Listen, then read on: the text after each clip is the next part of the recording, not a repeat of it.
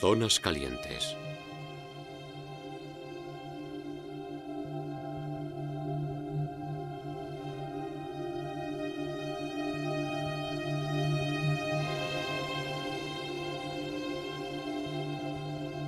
En los años 70, las nuevas vacunas y los antibióticos parecían ganar la batalla a las enfermedades contagiosas.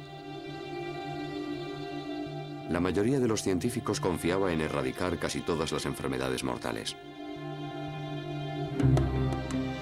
El VIH, SIDA, acabó con todo aquello. En los últimos 30 años se ha producido un recrudecimiento espectacular de las enfermedades contagiosas en todo el mundo.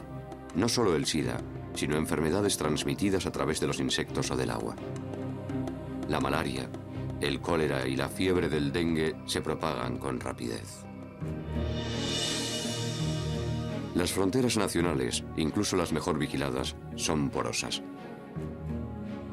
¿Podemos mantener las pandemias mundiales lejos de nuestras orillas? En Estados Unidos, el virus del oeste del Nilo ya está muy extendido. ¿Estará Occidente más seguro ante estas enfermedades de lo que lo estaba ante el VIH? Acompáñennos mientras viaje al planeta Tierra e investiga cómo el cambio medioambiental favorece la oleada de contagio que amenaza con engullirnos a todos.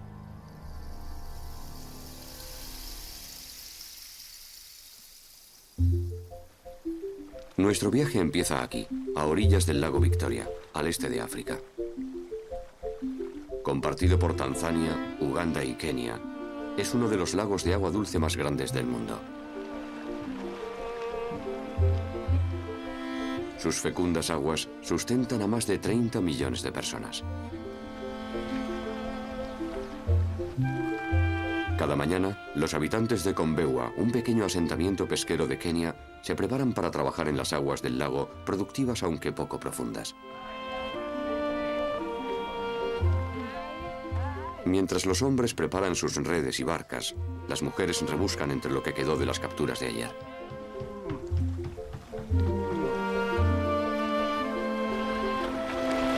Si el tiempo se mantiene y encuentran los fondos adecuados, los pescadores podrían ganar el doble de la renta media en Kenia por un día de trabajo.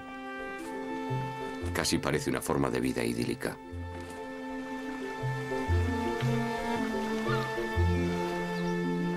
Pero esta región está situada en uno de los entornos más insalubres de África. El lago Victoria es la capital mundial de la malaria. 3.500 niños viven en el pueblo de Kombewa. Unos 600 nunca verán su quinto cumpleaños.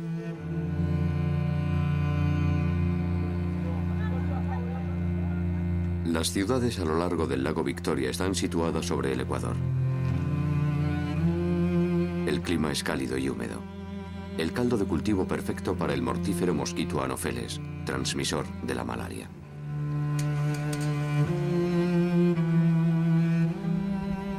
Los hospitales son incapaces de soportar semejante carga. En cualquier momento, hasta un 80% de la población podría contagiarse de la malaria.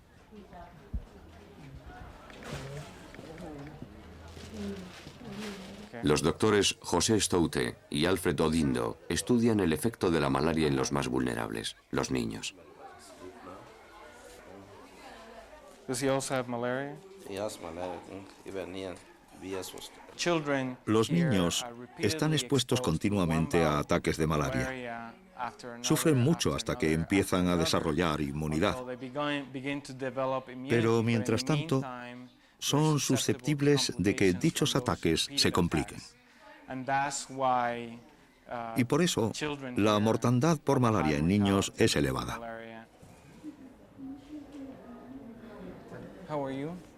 La pequeña Yvonne Diambo tiene 3 años y se recupera de su cuarto ataque de malaria. Todavía no ha desarrollado inmunidad a la enfermedad. Si sobrevive unos años más, puede ser una de los afortunados.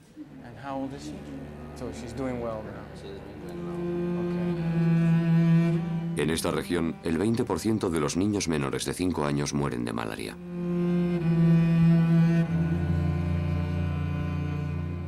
La realidad es que no tiene por qué ser así. La malaria es una enfermedad curable y la mayor parte de las muertes se producen debido a la falta de medicinas y de unas instalaciones sanitarias en condiciones.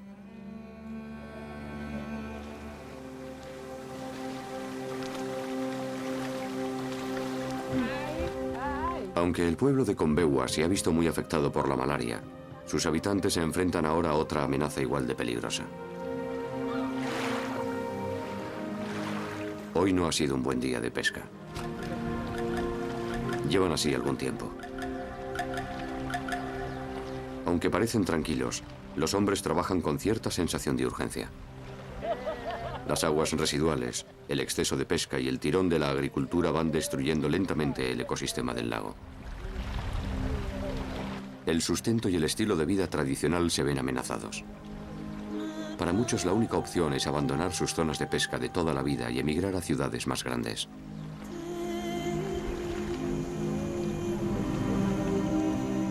A pesar del optimismo que sugiere el anuncio de un refresco, la realidad aquí es dura. Las estaciones de autobuses locales están a reventar. La mayoría escapa de las fuertes presiones económicas. Se llevan sus posesiones. Atrás queda muy poco, incluyendo el parásito letal de la malaria. El destino más común está a solo 6 horas. Una vez punto de comercio en mitad de las praderas, Nairobi es hoy una metrópoli de 2 millones de habitantes.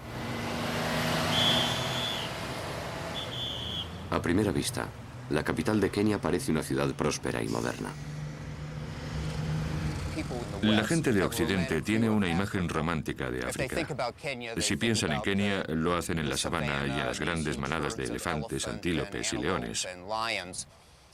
Pero el hecho es que el África moderna se parece mucho más a esto. Grandes ciudades como Nairobi, que actúan como imanes para la gente del campo y donde ésta se encuentra con problemas de supervivencia.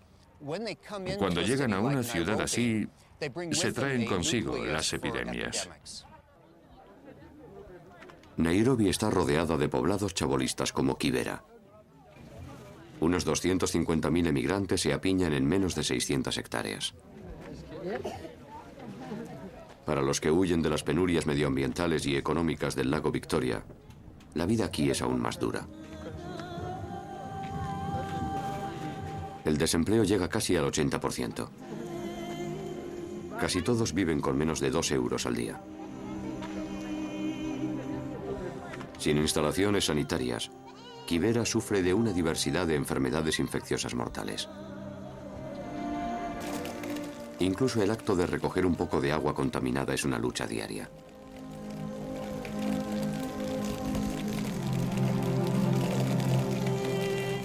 Hasta hace poco en Nairobi no había malaria. Hoy azota la ciudad con furia. Miles de niños están infectados. Y el epicentro es Kibera. Los investigadores médicos Amy Corman y Juma Makasa indagan sobre el brote. La malaria se considera, por lo general, una enfermedad de zonas rurales, no una enfermedad de ciudades. Intentamos determinar hasta qué punto se transmite la malaria en Nairobi. Hacen falta 3 cosas: gente que tenga malaria, el mosquito que la transmite y verificar que el mosquito lleva realmente los parásitos de la malaria. El equipo de investigación sospecha que la migración a gran escala desde el campo estaba relacionada con la propagación de la malaria. Cuando llegan a una ciudad como Nairobi, traen con ellos las enfermedades de sus hogares, pero también cambian el entorno de forma que los mosquitos que transmiten la malaria pueden reproducirse más fácilmente. Y eso es exactamente lo que descubrieron los investigadores. El mosquito Anopheles estaba presente en Nairobi debido al cambio del entorno. Como muchos recién llegados a los suburbios, Paulina Carugo cultiva verduras en un pequeño solar detrás de su casa. Pero en el proceso, ella y cientos de personas más han creado sin saberlo el caldo de cultivo perfecto para el mosquito Anopheles. Una zona caliente de infección.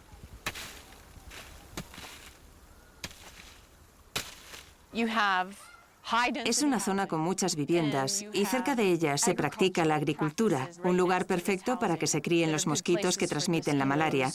Si la estación es propicia para que crezcan los mosquitos, pueden empezar a transmitir la enfermedad en una zona que inicialmente no estaba asociada a ella. Las implicaciones de lo que se descubrió en Nairobi son significativas. Hay una clara relación entre la propagación de enfermedades contagiosas y los cambios del entorno hechos por el hombre. Ocurre en Kenia y en algunos de los lugares más remotos del planeta. Los altos valles y las selvas de Perú.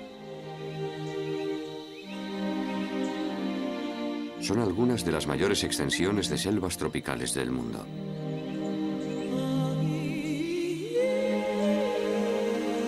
Entre la densa vegetación envuelta permanentemente en la bruma, el agua discurre lentamente hacia las laderas orientales de los Andes. Al final, todo el agua fluye hacia la amplia cuenca del río Amazonas. En las profundidades de la selva, como en Nairobi, la gente está muriendo repentinamente de malaria.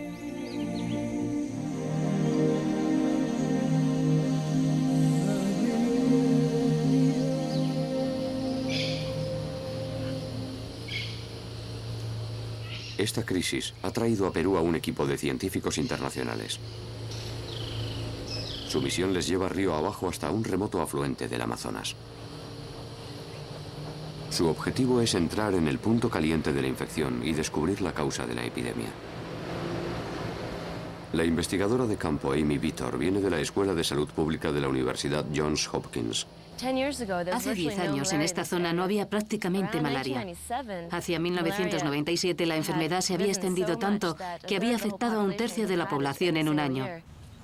Ahora estamos en la fase en que casi todos han tenido malaria al menos una vez, algunos hasta 13 veces. Amy y su ayudante empiezan a visitar los pueblos que han sufrido más muertes.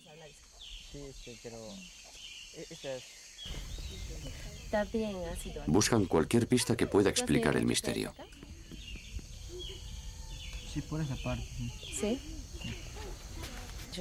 También hacen preguntas y escuchan pacientemente cada historia. Y de ese tiempo es bajito. La malaria. Pero no descubre nada que pueda sugerir la causa de la epidemia. Bueno, entre ustedes acá, en Shoshuna. Siguen buscando respuestas, sabiendo solo una cosa a ciencia cierta. En 1965 había unos 1.500 casos de malaria en todo Perú. En 2002, unos 165.000. O sea, en el momento ¿a qué año llegó? En el pueblo de Bora, el líder tribal explica cómo la malaria afecta a su pueblo. Para saber para qué ahora les está dando a ustedes lo que no antes tenía. Sí, pues antes no había. Pues, Antes dormían sin mosquiteras.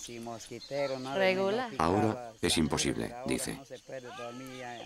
También asegura que los niños de Bora se contagian repetidamente y que la situación está empeorando. ¿Y qué tal?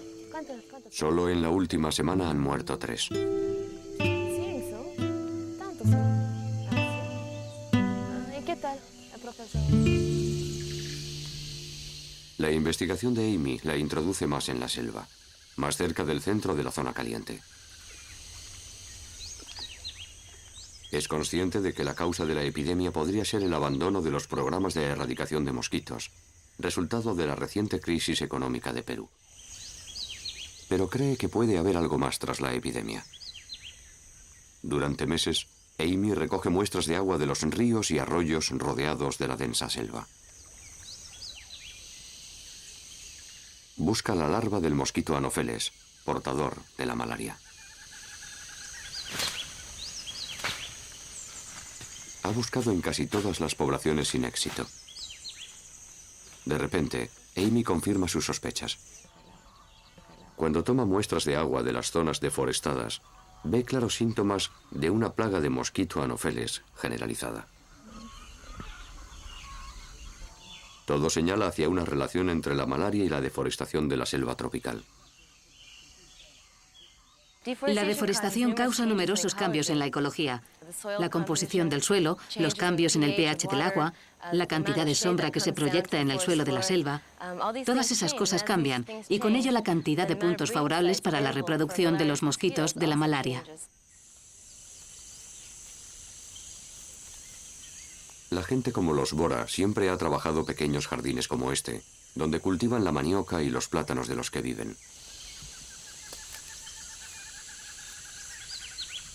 En esta agricultura de tala y quema, el impacto no es tan severo como parece.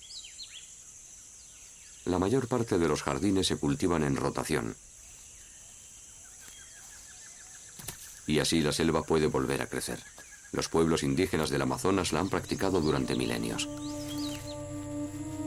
Pero hoy, grandes extensiones de selva tropical se están despejando por la cría de ganado. Aquí no hay rotación. La selva no puede volver a crecer. Amy y su equipo han averiguado que las zonas convertidas en pastos recientemente son caldos de cultivo perfectos para el mosquito anopheles. Cada día, mientras Amy archiva sus averiguaciones, se da cuenta de la importancia de su investigación. A escala mundial, la malaria mata a unos 2 millones de personas al año. Sobre todo gente humilde que no puede permitirse medicinas. Esto convierte al mosquito anopheles en el mayor asesino de hombres del reino animal. La propagación de la malaria no es la única consecuencia de la deforestación de la selva, pero puede acabar siendo una de las más devastadoras. Talada a un ritmo de 400 hectáreas diarias, la selva del Amazonas desaparece para dejar paso no solo a tierras de cultivo, sino también a ciudades. Una de las grandes preocupaciones para el futuro es que las enfermedades transmitidas por mosquitos se están adaptando a las ciudades. La malaria es una, pero hay otras. Esta es la ciudad portuaria de Iquitos. Construida en pleno auge del caucho, sigue siendo el centro del comercio del alto río Amazonas.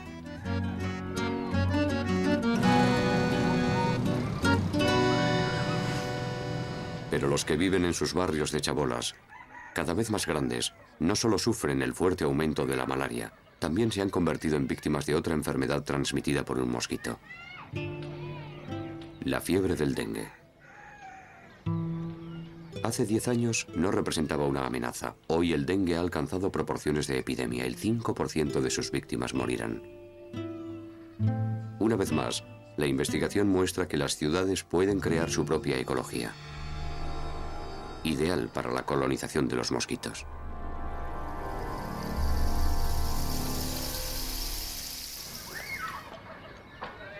En Iquitos, los recolectores buscan al mosquito Aedes aegypti.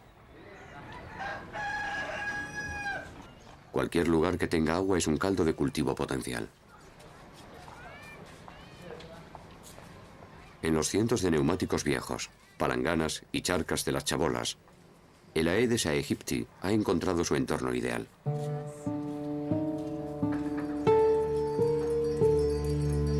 Su larva se desarrolla en estas aguas estancadas.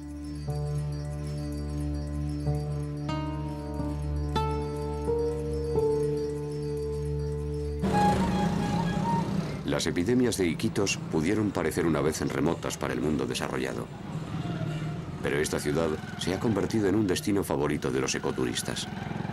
Y con los vuelos diarios a Estados Unidos y Europa, ningún brote de enfermedad permanece en la zona mucho tiempo. El dengue es un problema mundial. Lo interesante de la Aedes aegypti es que es un mosquito totalmente urbano. Se ha adaptado a los seres humanos y como resultado puede viajar con ellos en aviones, barcos, y la gente puede extender el virus del dengue por todo el mundo rápidamente.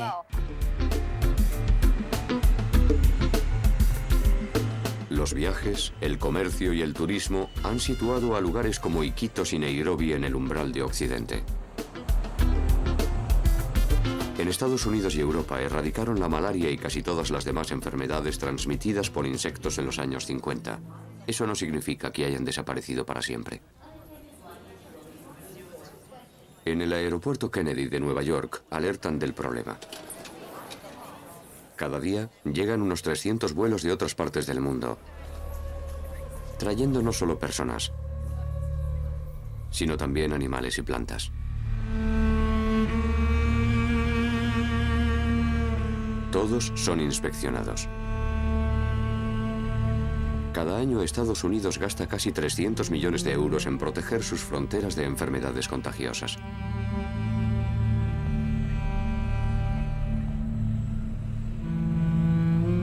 Se presta especial atención a los caballos. A menudo son portadores de enfermedades letales. Se les toman muestras de sangre y los animales son puestos en cuarentena hasta obtener los resultados. A pesar de todas las precauciones, es sencillamente imposible evitar la entrada de enfermedades en Estados Unidos.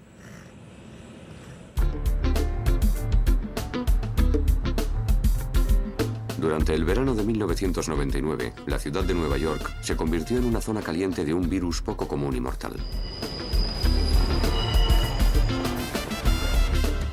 Una enfermedad transmitida por un mosquito de una zona remota de África cruzó el Atlántico y logró establecerse en Norteamérica.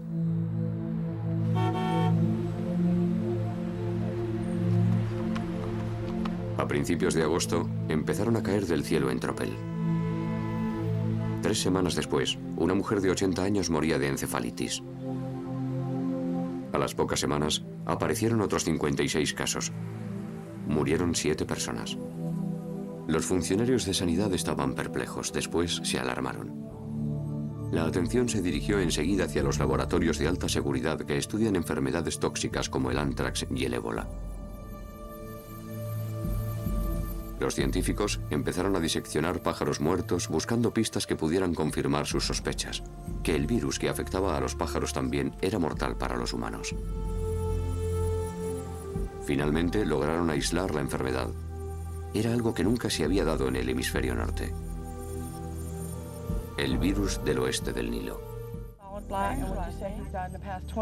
Hoy, centros telefónicos de todo el país reciben avisos de pájaros muertos. Desde su entrada en Nueva York, el virus del oeste del Nilo se ha convertido en una amenaza para la salud pública en todo el continente. Miles de personas ya se han contagiado. And what kind of bird was spotted? Are the feet, legs, and beak all solid black? Last name? Durante los meses de verano, cuando los mosquitos están más activos, las llamadas son constantes. And are you reporting a dead or a dying bird? And would you be willing to preserve this by placing it in a plastic bag? Okay, your report will now be forwarded to a local health department. They have someone come by to get the bird either today or tomorrow. Cuando los pájaros empiezan a morir, hay muchas posibilidades de que el virus del oeste del Nilo ande cerca. También es una primera señal de alarma para poner en marcha medidas contra los mosquitos, como fumigar de forma selectiva con pesticidas. Cuando el virus del oeste del Nilo se instala en los patios y jardines de las zonas residenciales, ataca a los más débiles y a los mayores. En países ricos como Estados Unidos hay recursos disponibles para hacer frente a los brotes de estas enfermedades. De momento, la mayor parte de los funcionarios de sanidad no esperan que el virus del oeste del Nilo pase a ser una amenaza importante. El virus del oeste del Nilo ha sido sin duda una llamada de atención. La introducción en Estados Unidos de un virus que nunca había existido ilustra la posibilidad de que otros patógenos, otros virus y bacterias penetren en el país. Las autoridades sanitarias creen que el virus del oeste del Nilo podría ser un presagio de lo que está por venir. Refuerza el hecho de que las enfermedades no conocen fronteras. Sin embargo, hay una cuestión de salud mundial, aún mayor que las enfermedades transmitidas por insectos que amenaza el siglo XXI. Gira en torno a la necesidad humana más básica, el agua limpia. Hay 1.100 millones de personas en todo el mundo que no tienen acceso al agua potable y 2.500 millones de personas en todo el mundo que no lo tienen a los servicios sanitarios que nosotros consideramos básicos. Y la consecuencia directa de este fracaso en proporcionar las necesidades humanas básicas de agua son las enfermedades relacionadas con esta. Los efectos de las enfermedades transmitidas por el agua son devastadores. En las regiones más pobres del mundo, solo la diarrea se lleva las vidas de casi 3 millones de niños cada año.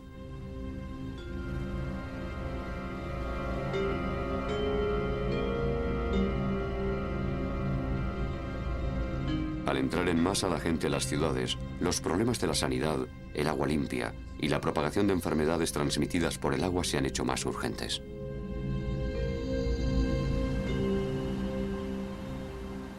Y eso es exactamente lo que ocurrió a casi 6.500 kilómetros y un mundo de distancia de la ciudad de Nueva York.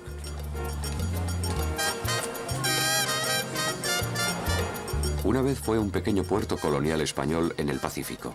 Hoy es la capital del Perú.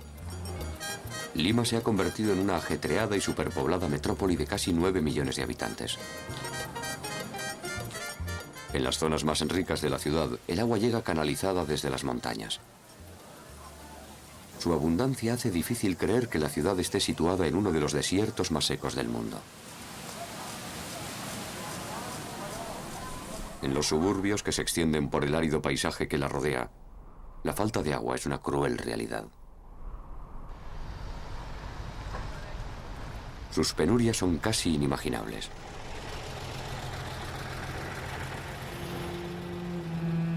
La mayoría vive sin electricidad.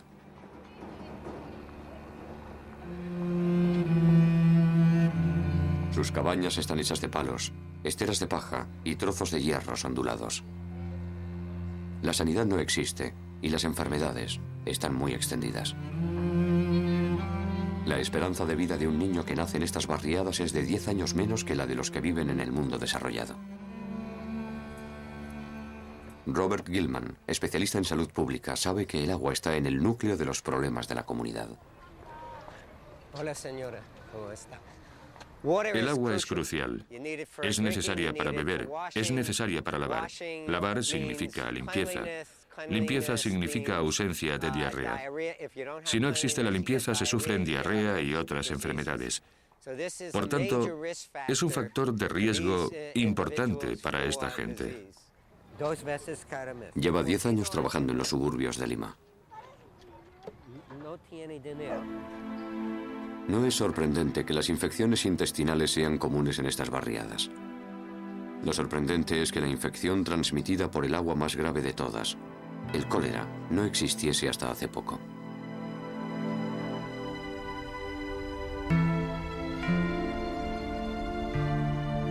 Muchas de las tumbas de los cementerios de Lima son lúgubres recuerdos de un desastre nacional. Todas tienen una cosa en común. Marcan el principio de la mayor epidemia de cólera que ha sacudido el hemisferio oeste. Era 1991. En aquella época, los cortejos fúnebres se hicieron comunes en todo Perú. Una época en que todo un país se puso de luto.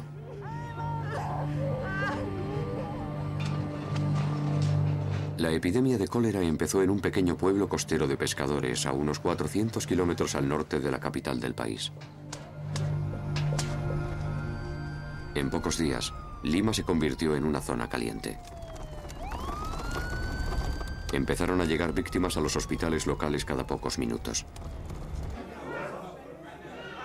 El cólera causa fuertes diarreas y vómitos. Esto deshidrata al paciente con rapidez. Puede producirse la muerte en pocas horas.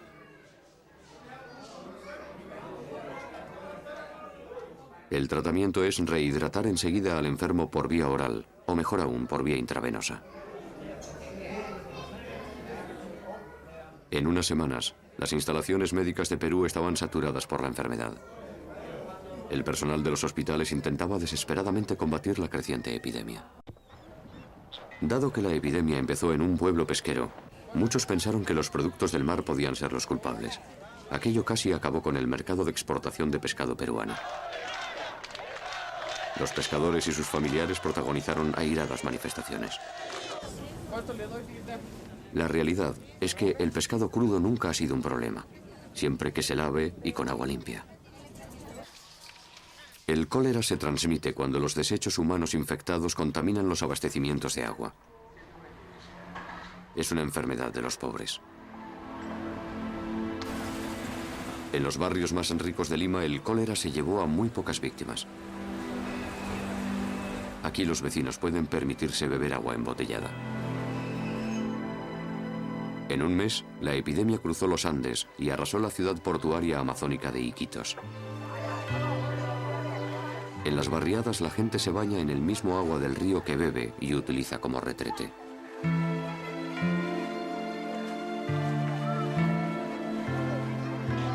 El cólera no tardó en extenderse hacia el norte, hasta llegar a México. Al final, una enfermedad que se creía erradicada en el centro y el sur de América dejó un cruel legado. Más de 1 millón de personas contagiadas, 11.000 muertos. De momento, aquella epidemia de cólera ya es historia.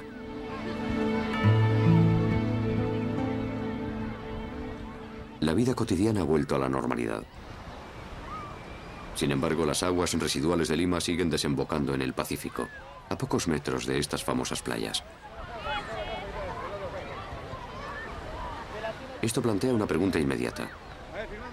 ¿Pueden las ciudades empobrecidas proporcionar un sistema sanitario adecuado para hacer frente a la población creciente?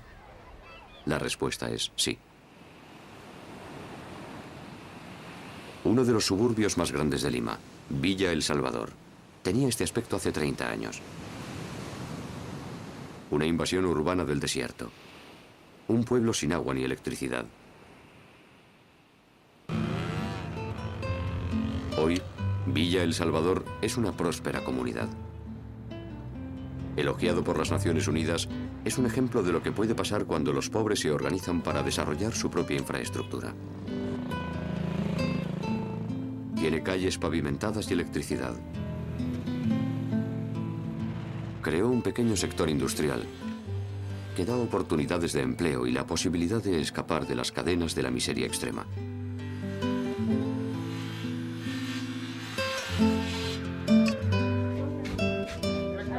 Los centros de salud y las cocinas de la comunidad atienden a los necesitados.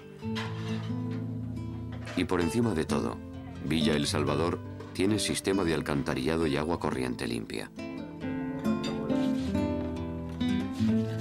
Su éxito también ha mostrado el camino a otros suburbios más recientes como Ventanilla, que está empezando a mejorar su infraestructura.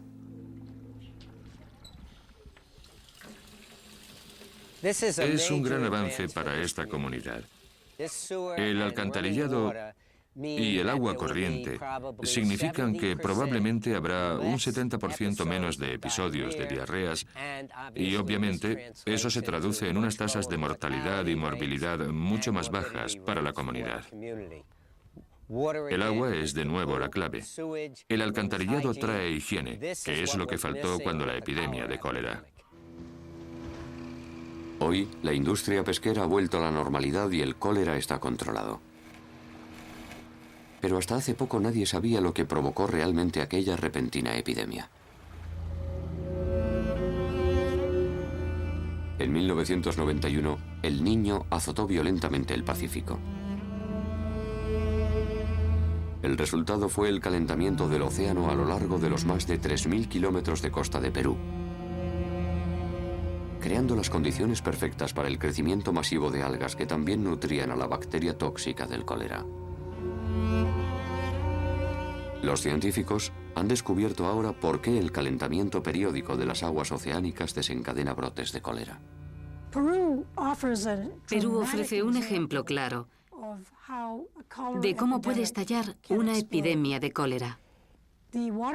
Las aguas de Perú se calentaron por el Niño, un fenómeno muy intenso que tuvo lugar en el 90, 91 y 92. Eso llevó al aumento repentino de un tipo de plancton que porta la bacteria del cólera. Ahora sabemos que los puntos álgidos de las epidemias de cólera son el resultado de la ingestión de agua con grandes cantidades de ese plancton, que a su vez contiene grandes cantidades de la bacteria del cólera.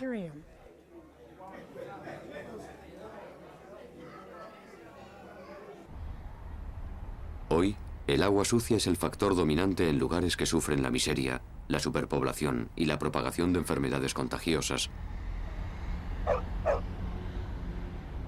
En lugares donde el retrete es un agujero en el suelo.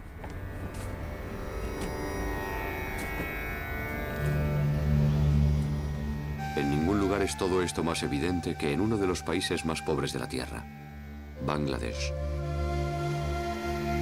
Situado en el sur de Asia, está prácticamente rodeado por India, con el Golfo de Bengala al sur y la cadena montañosa más alta del mundo elevándose al norte, el Himalaya.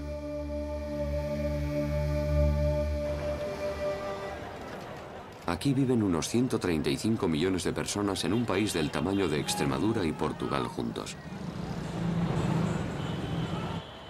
Más de 9 millones de sus habitantes se apiñan en la capital, Dhaka, una ciudad que lucha por entrar en el siglo XXI.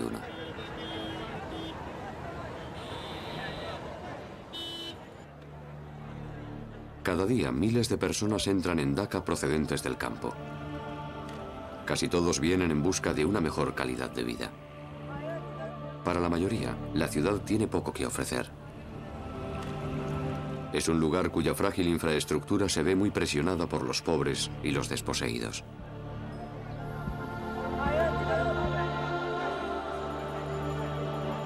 El agua potable y la sanidad son poco comunes, y las enfermedades están muy extendidas, sobre todo entre los niños. Según una antigua superstición, un círculo negro pintado en la cara del niño le protegerá de las enfermedades, a veces incluso de la muerte. Es una costumbre muy extendida. Aún así, un 9% más o menos de los niños nacidos en Bangladesh mueren antes de los 5 años. Después de la estación de lluvias, el país sufre grandes brotes de cólera. Es cuando los hospitales parecen más bien campos de batalla sembrados de víctimas de guerra. Cada año, la enfermedad afecta a casi medio millón de sus habitantes, llevándose unas 25.000 vidas. El doctor George Fuchs ha dedicado su carrera a combatir la enfermedad. Vemos unos 120.000 pacientes al año. Creo que es muy evidente que Bangladesh tiene las tasas más altas de cólera del mundo. Es un lugar perfecto para estudiar esta grave enfermedad. Hemos convertido este pasillo en pabellón porque ahora mismo estamos en el punto álgido de las enfermedades diarreicas. Las condiciones son perfectas para que el cólera y otros organismos se desarrollen. La temperatura ambiente es lo bastante cálida. La humedad en la atmósfera también crea un entorno que permite que florezca el cólera. A diferencia de Perú, las epidemias en Bangladesh son acontecimientos anuales, ligadas a los cambios de estación y al fluir del agua.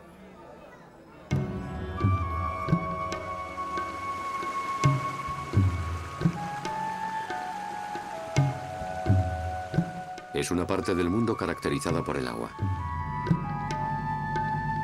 Y su corazón es este gran estuario fluvial.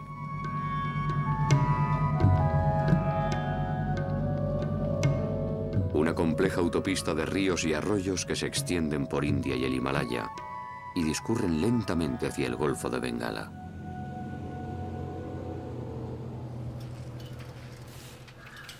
En las zonas rurales, en los miles de pequeños pueblos, casi todo gira alrededor del agua.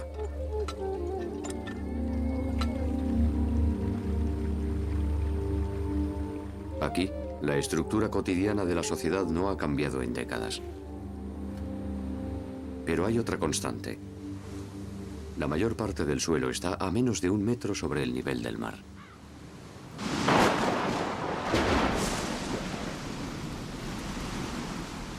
Durante 2 meses al año los monzones barren el Golfo de Bengala e inundan la mayor parte de Bangladesh. Decenas de millones de personas se quedan sin hogar. En el Golfo de Bengala, durante el monzón, hay agua salobre, agua cálida ideal para el surgimiento del plancton y, por supuesto, de las epidemias de cólera como resultado de la ingestión directa del agua sin filtrar, sin clorar. Cuando las aguas bajan, casi todos los ríos y charcas quedan contaminados de la mortífera bacteria del cólera. Para aliviar el problema del cólera, el gobierno perforó unos 5 millones de pozos para proveer de agua limpia al 97% de la población rural.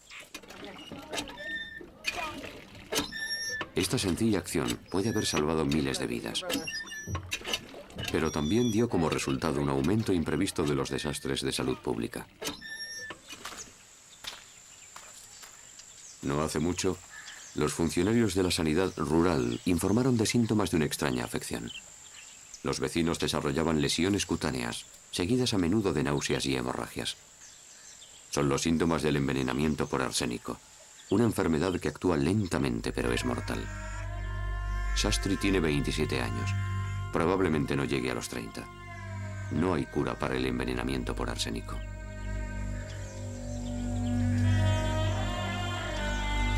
Resulta que la mayor parte de los acuíferos del suelo bangladesí contienen arsénico por naturaleza.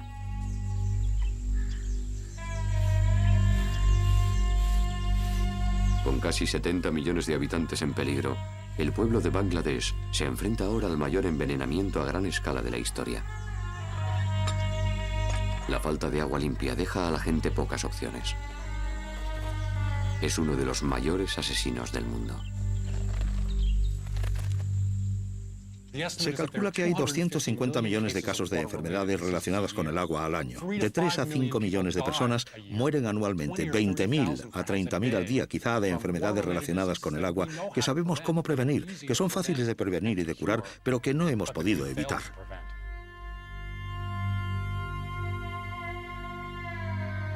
Con una paciencia forjada por el ritmo estacional de un paisaje milenario, la gente de Bangladesh lucha contra las enfermedades transmitidas por el agua. Se ha convertido en parte de un problema mundial. Un problema que no se limita a países en vías de desarrollo.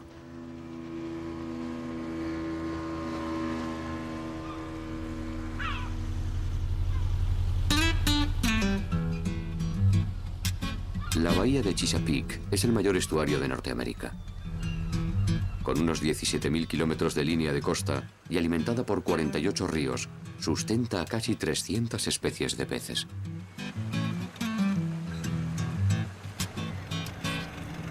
Los habitantes de Crisfield, Maryland, llevan unos 300 años trabajando en la bahía. No hace mucho, este pequeño pueblo pesquero de 3.000 habitantes presumía del mayor registro de veleros de Estados Unidos.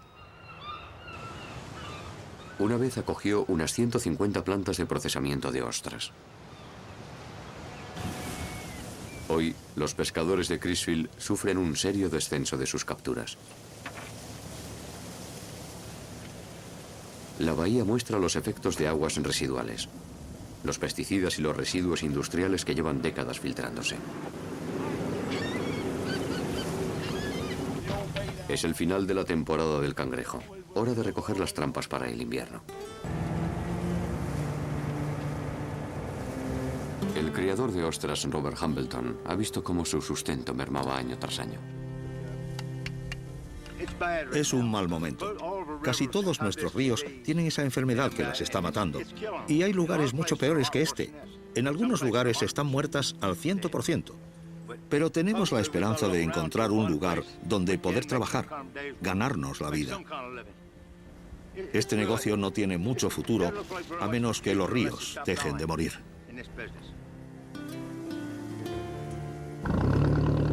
Hace varios años, pescadores como Jack Howard empezaron a notar lesiones grotescas en los peces y cangrejos que capturaban. Lo peor estaba por venir.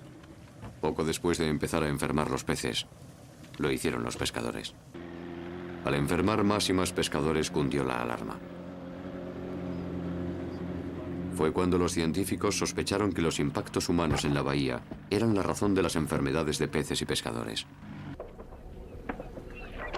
La primera sospechosa fue una alga tóxica llamada Fiesteria. Investigaciones posteriores mostraron que el problema era mucho más complejo. Había implicados muchos microorganismos, no solo la Fiesteria. Lo que sabemos es que las lesiones abiertas están causadas por un hongo, no por la Fiesteria. Lo que no sabemos es qué relación hay entre esta y el hongo. Por ejemplo, algunos han sugerido que la toxina de la Fiesteria daña la piel y permite que el agente fungoide penetre y cause esas lesiones. No sabemos exactamente de dónde procede el hongo, pero estamos muy seguros de que se trata de una fuente terrestre. Es un factor importante y tenemos que conocer de dónde procede. Hoy la investigación continúa. Los peces siguen muriendo y los pescadores de Crisfield siguen pasando apuros. Al igual que la invasión del virus del oeste del Nilo hizo cundir la alarma en los países más ricos del mundo por la amenaza de nuevas enfermedades transmitidas por insectos. La todavía desconcertante enfermedad de Chesapeake solo es una advertencia más sobre el creciente problema de las enfermedades transmitidas por el agua. Por suerte, hay programas que empiezan a ofrecer un rayo de esperanza para una gran cantidad de problemas de salud pública. En las selvas de Perú, se han abierto clínicas en zonas rurales, introduciendo programas de vacunación que prometen aliviar el sufrimiento de otra enfermedad transmitida por un mosquito, la fiebre amarilla. En Bangladesh, miles de funcionarios de la sanidad rural enseñan a las mujeres medidas de higiene básicas que ayudarán a proteger a sus familias del cólera y otras enfermedades graves como el envenenamiento por arsénico. En los suburbios de Dhaka, pruebas clínicas de una nueva vacuna oral para el ébola prometen paliar el sufrimiento de los niños. Y en Kenia, investigadores médicos ayudan a las autoridades locales a erradicar los campos de cultivo del mortífero mosquito Anopheles. Programas importantes, sí, pero aún insuficientes para frenar los efectos debilitantes de las enfermedades transmitidas por los insectos y el agua, y que matan a casi 15 millones de personas cada año. Cada vez más formamos parte de una comunidad global. Y es no solo que una enfermedad esté más extendida en una zona o en otra, sino que la economía y la gente son cada vez más interdependientes. Las enfermedades, la economía y la seguridad están entrelazadas. Y cuando puedes hacer una contribución a la salud de un país, tiendes a incrementar su estabilidad y a mejorar su economía. Está claro que lo que tenemos que hacer es proporcionar a los países en vías de desarrollo la capacidad para poder beber agua potable, porque eso significa reducir las enfermedades, significa que la pobreza puede tratarse de una forma enérgica. Planeta Tierra. Este es nuestro hogar.